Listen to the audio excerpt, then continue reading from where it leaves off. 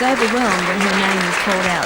Helen Corcoran won the Journalist of the Year award for a series of articles into a funeral fund entitled The Evergreen Series. Her articles led to a government inquiry. Helen is the winner of a trip to Los Angeles and $300 spending money, which left her speechless. Among the other major awards, the Best Television News Story went to NBN 3's John Church for his story on a fire in a building in Denison Street, Hamilton in July this year. The fire was first noticed just before 3 o'clock this morning. It set alight the building next door to the Social Security office in Denison Street, Hamilton. At the peak of the blaze, the flames were leaping 30 metres into the air. One fireman suffered serious smoke inhalation. He was treated by ambulancemen and taken to Royal Newcastle Hospital. The judges said John's story stood out from the others because of its presentation, scripting and news appeal. The best news story in the newspaper category went to Greg Wink from the Daily Telegraph. The best radio news story was won by Paul Devonport from 2HD.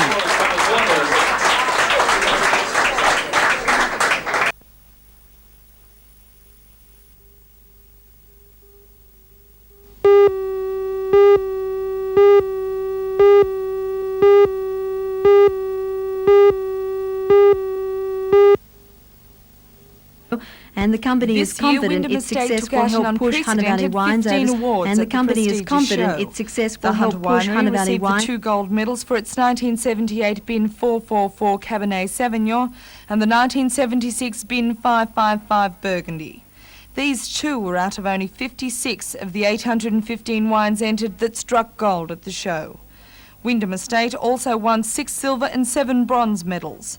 Winemaker Mr. Brian Wiggins says for Wyndham Estate to perform so well 2 years in succession Peter checked his Chardonnay vines late yesterday and found the acid to sugar balance perfect for picking. This puts him at least a week ahead of any other vineyard, and most aren't expected to begin Chardonnay with 8 hectares under vine.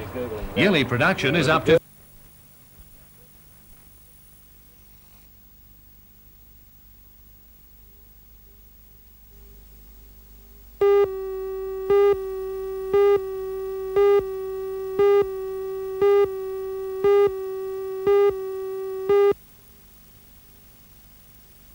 Mrs. Kath O'Callaghan was the only one home as thousands of bricks crashed down against the side wall of the house and scattered across the backyard.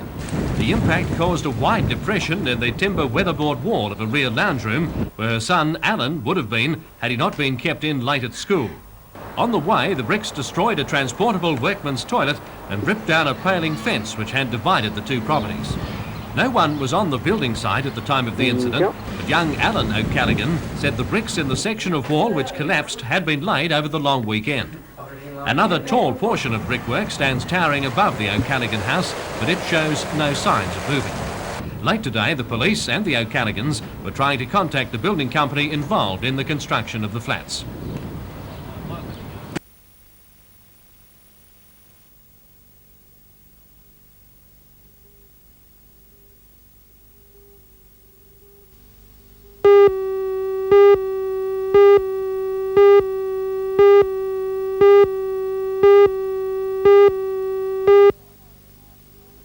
For anyone outside the mining industry, this is not an easy dispute to understand.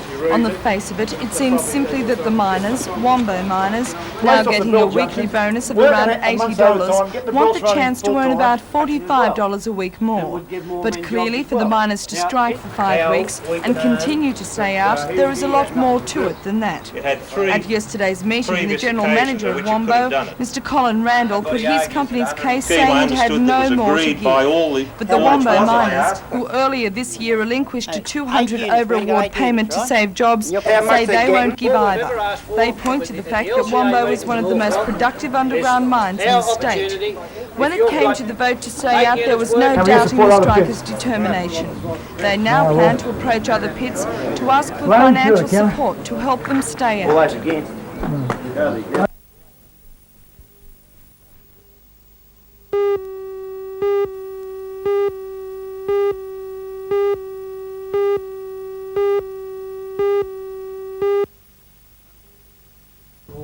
From a fundraising point of view, the target of MS Week this year is to collect $5 million towards a clinic and therapy centre in Sydney. But just as important is education of the public on the characteristics of MS. We feel that most people have now heard of multiple sclerosis, but still a lot of people don't know what it is and how it affects MS people. And how does it affect people? It can cause a number of different problems with them. It can be sort of sight, hearing, speech, functions of their legs or arms, respiratory problems. Very few MS people have the same symptoms. And is it important for people affected by MS that their disease is understood by those around them? Yes, that's very important, because a person goes out and somebody says, "Oh, I've got MS," and they say, "Oh, what's that?" You know, you sort of, you know, and a lot of people think they're intellectually retarded, particularly people who have speech problems, sight problems, and that makes them feel embarrassed. They get uptight, and that causes more stress problems, and it makes life very difficult for them.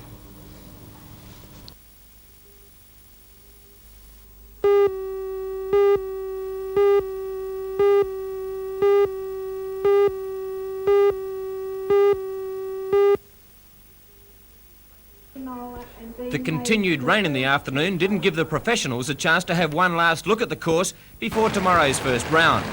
But all were prepared to do the right thing by the sponsors and hit off in the atrocious conditions.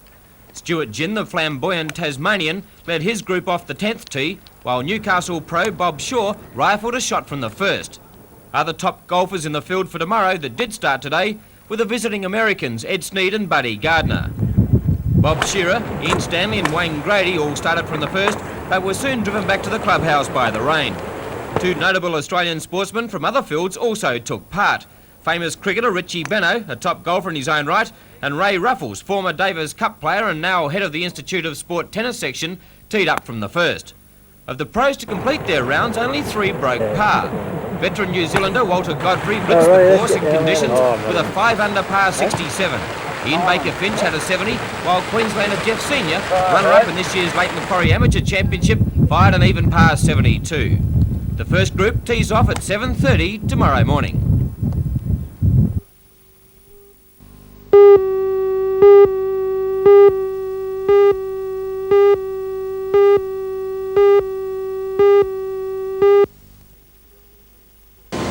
Even with only 3 of its 4 stages complete, the giant Eraring power station can supply up to 40% of the state's current power needs. Next April, the final 660 megawatt generating unit will be commissioned, making the station the largest in Australia. To learn something about the state's $1,500 million investment, 8 parliamentarians were taken on a tour of inspection today. They were told that Eraring is already performing with outstanding reliability, even by world standards. In fact, today its 3 steam turbines were developing 2,000 megawatts, a figure slightly in excess of the station's theoretical maximum. Clearly, unless there is a change in the current demand for electricity, Eraring and later Bayswater must displace older stations in the system. However, the government keeps on hoping that demand will grow. This year, the whole budgeting of the Electricity Commission has been on the assumption that there will be a 2% growth. We've had some encouraging figures so far. Of course, these are the assumptions that have underpinned our second 15-month price freeze on electricity. So we'll be keeping the matter under close review. One of the matters of local controversy, of course, was slowing down on the rehabilitation of a unit at Vales Point, but we're ready to do that rehabilitation as soon as it's necessary to be done in order to keep up with demand. But in the meantime, we've got to try and keep the capital commitments of the Electricity Commission within certain parameters so that, one, people are not paying too much for their domestic electricity, and secondly, there's no disincentive to industry during a period of, we hope, an economic upturn.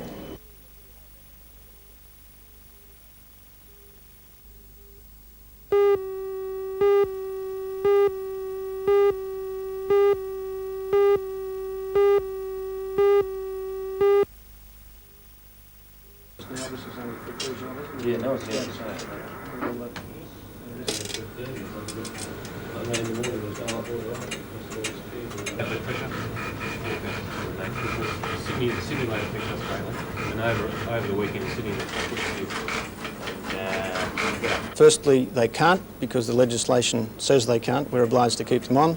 And secondly, in the takeover of 8 similar organisations in the past, not one person out of many hundreds has lost their job. What about the people who've contributed to Aberdeen in the past through organisations like the Lake Macquarie Council, the constituent councils? Will they be getting any of their money back? Well, AGL has paid $2 million for this enterprise to the Energy Authority of New South Wales, The discussions will probably take place between the authority and the constituent councils as to how that money is going to be divided up. $2 million sounds a bargain, but I suppose what will it cost you to actually get natural gas into that area? $2 million is the tip of the iceberg. To get natural gas, we'll have to spend more than $6 million on pipelines and many more million on converting the appliances of customers in the areas and also on rehabilitating the distribution system. So $2 million is neither here nor there. And when will this happen? Natural gas should be in the region by June of next year.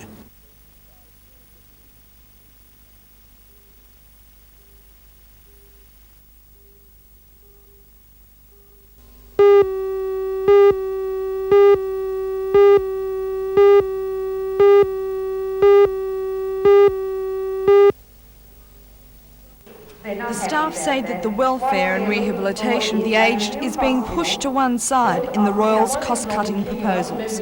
They maintain that a new, larger hospital should be built on site at Waratah because the location is flat, accessible by public transport and is in an area with a very high elderly population. Sister Mary Meekler. We have an ageing population and therefore we will need more beds. Can't that be accomplished, though, if the beds are transferred to Rankin Park as proposed? Well, if we were more or less moved intact as a complete unit, but we still would like to achieve a new hospital for the people of the Hunter region and beyond.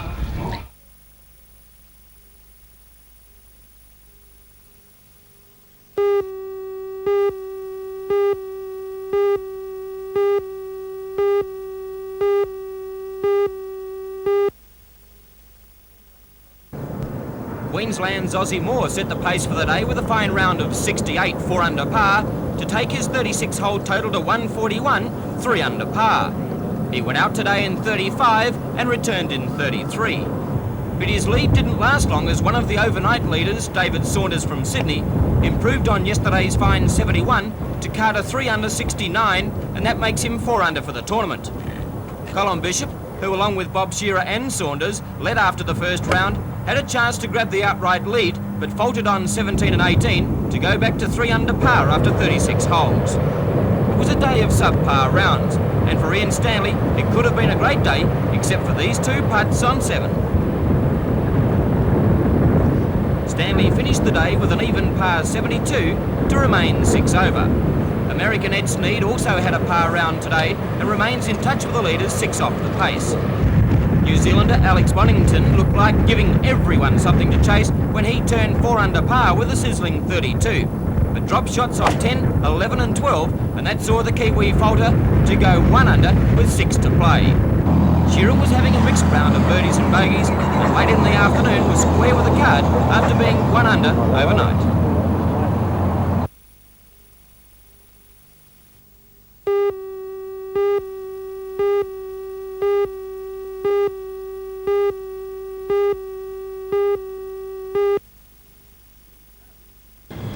The Housing Commission bought the property in Derby Street near King Street in 1974. It rented it out to various tenants in the meanwhile, while its staff of 60 occupied 3 floors of the Queensland Insurance Building in Bolton Street. Last January, local builder R.W. Black began the refurbishing of the old warehouse, planned by Suitors and Bustede Proprietary Limited. Now the Commission's staff can operate more cohesively in surroundings more conducive to concentration. A small ceremony was held today to officially hand over the new offices to the Housing Commission. It was performed by the Minister, Mr Frank Walker. In a brief address, Mr Walker commented on how Newcastle is losing its dowdy image, and he spoke of an upsurge in building activity. Newcastle will, of course, get its full share of jobs and public housing as a result of this renewed activity. Already there are projects worth $18 million underway, and the Housing Commission will spend another $4.5 million in the region to build 530 homes this financial year. The new offices now contain all sections of the Housing Commission's operations, from supervising new construction and maintenance to property management, finding housing for applicants, and of course the rent payment section.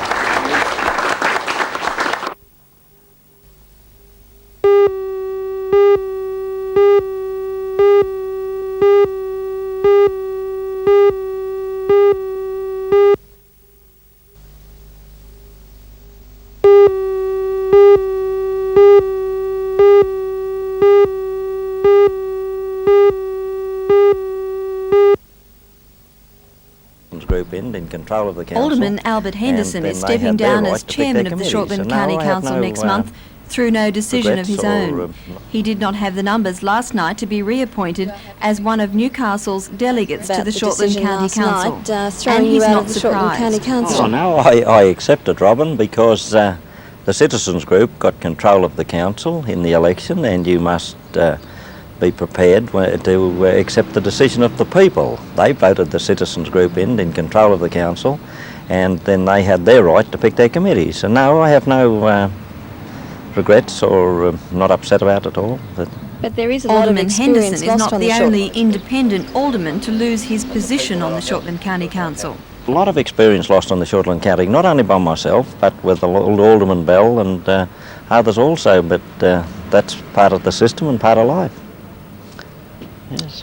One of the decisions made at last night's council meeting has brought strong reaction from the town clerk, Mr. Barry Lewis.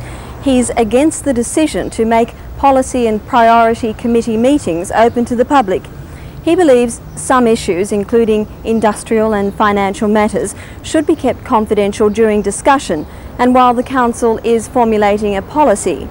He cited the Frederick Ash development, which was subject to sensitive negotiations. It's these issues, he says, which should be kept confidential and not open for grandstanding by the aldermen. It may well be that there's no real need for a policy and priority committee now.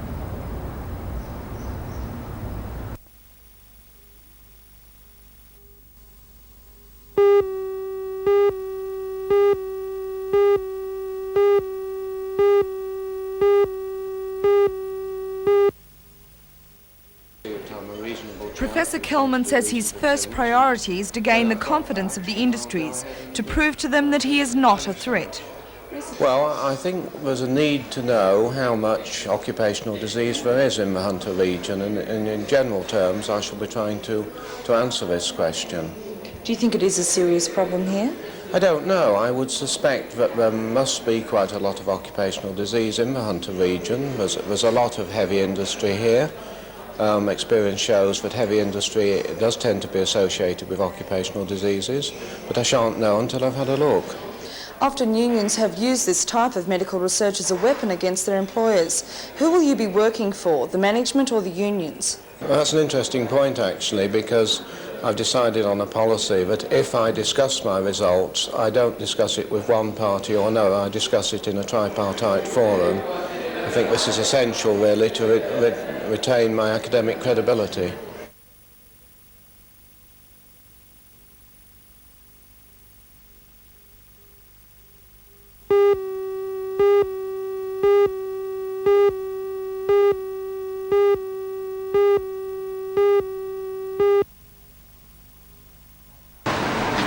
At about 2:45 this afternoon, a man aged in his mid-20s walked into the Broadmeadow branch of the Commonwealth Bank and handed a young male teller a note demanding money.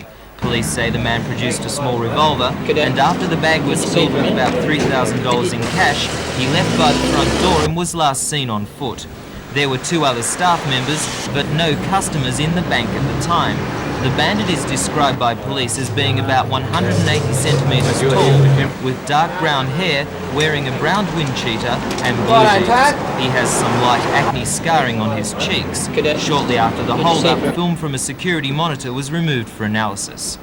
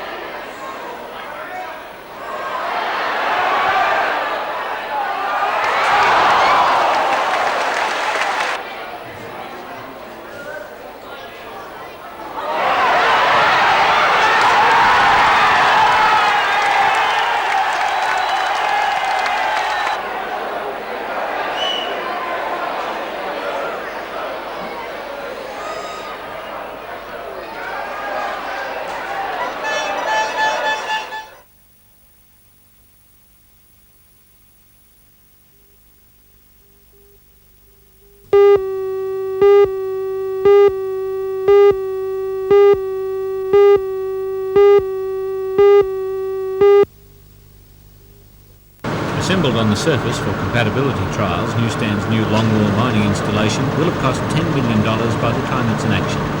But its effect will be dramatic. Where a conventional continuous miner used now produces around 400 tonnes of coal in a shift, the longwall machine could produce as much as 4,000 tonnes in the same time.